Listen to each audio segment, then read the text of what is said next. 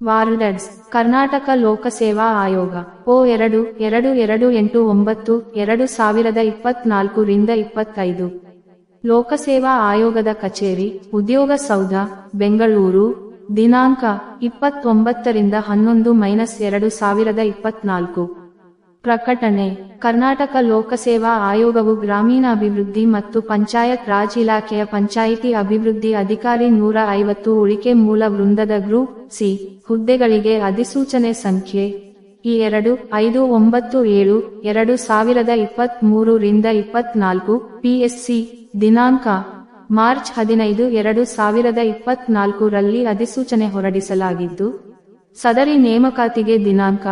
December 7 2024 ರಂದು ಮತ್ತು December 8 2024 ರಂದು ನಡೆಸಲಿರುವ ಕನ್ನಡ ಭಾಷಾ ಪರೀಕ್ಷೆ ಮತ್ತು ಸ್ಪರ್ಧಾತ್ಮಕ ಪರೀಕ್ಷೆಗಳ ಪ್ರವೇಶ ಪತ್ರವನ್ನು ಆಯೋಗದ ವೆಬ್ಸೈಟ್ http://kpsc.kar.nic.in ನಿಂದ ಡೌನ್ಲೋಡ್ ಮಾಡಿಕೊಳ್ಳಬಹುದಾಗಿದೆ ಹಾಗೂ ಸದರಿ ಪರೀಕ್ಷೆಯ ವೇಳಾಪಟ್ಟಿಯು ಆಯೋಗದ ವೆಬ್ಸೈಟ್ನಲ್ಲಿ ಲಭ್ಯವಿರುತ್ತದೆ.